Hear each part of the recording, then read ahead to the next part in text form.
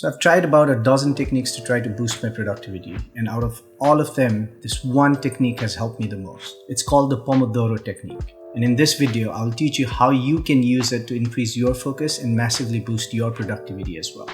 The Pomodoro Technique is a time management method founded by Francisco Cirillo in the late 1980s. The basic idea is to break your work into small intervals of distraction-free focus time, typically around 25 to 30 minutes, followed by a short break of 5 to 10 minutes.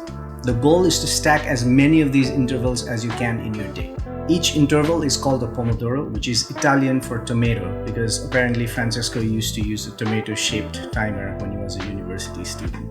So this technique has three key advantages. First, since you're paying attention to completing each interval instead of the entire work, it prevents you from getting overwhelmed. For example, instead of getting burdened by the thought of having to write a 20-page essay, you would only think about the next 25-minute interval that you need to complete. The second advantage is that since each interval is only 25 to 30 minutes, it is easy to complete. And as you check more and more intervals, you get a sense of accomplishment that keeps you motivated. Third, you practice deliberate and controlled context switching. A context switch generally is something that can cause a big drop in productivity, but in this technique, you repeatedly switch between focus and relaxed states every 25 to 30 minutes, which trains your brain to switch on and off very quickly. So now that you have the basics of this technique, here are a few simple rules that you have to strictly follow for this to work. Rule number 1, each interval has to be between 25 and 30 minutes. Research has shown that this is the ideal interval length for our minds to stay fully focused. It is just long enough to get meaningful work done, but short enough that you do not get distracted.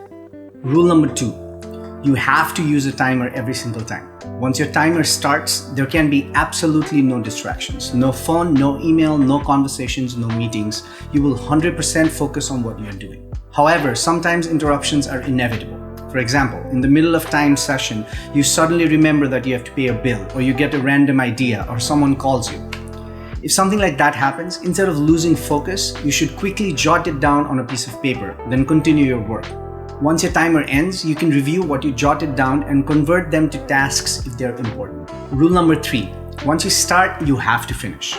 If you finish before your timer ends, you can use that extra time to review the work that you just did, but you simply cannot end early and start getting distracted because your work is done. This is critical. The goal is to internalize this process and make it a habit so that eventually you start working in focused intervals without even thinking about it. And for that to happen, it is very important that you keep the intervals consistent. Rule number 4, once the timer ends, you have to take a break. This trains your brain to switch from focused to relaxed state.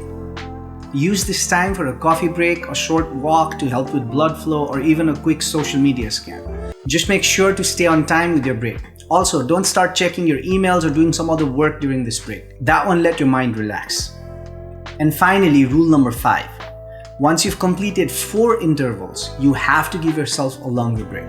This break is recommended to be around 30 to 60 minutes in length, and this helps your brain recover and reset so that you're ready to attack the next set of focused intervals. And that's it. It's as simple as that. Structuring your work in short, focused intervals like this helps you accurately estimate your work and get a lot more done. Research has shown that an average employee wastes around 30 hours on unproductive meetings per week, causing an estimated of $1 billion wasted each year on unproductive meetings.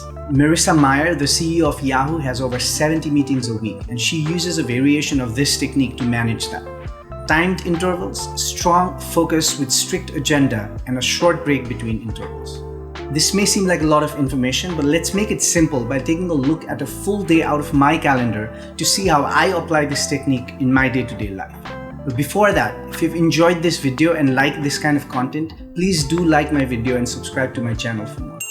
So the night before, I'll write down 3 major goals I have for the next day, and based on that, I will create my schedule that I'll be following.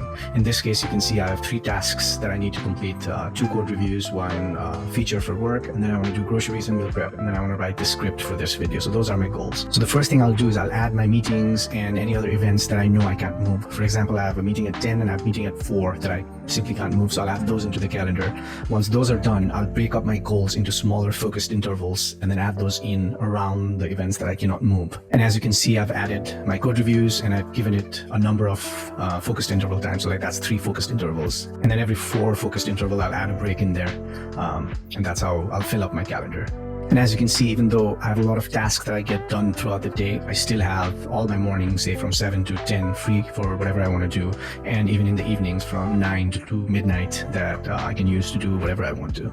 So because my calendar for the day is created the night before, all I need to do is get up and start checking off all those focused intervals. So I start the timer and then remove all distractions and then start working. In this case, my first thing to do is attend the stand-up and check my email. So that's what I do for around 25 minutes.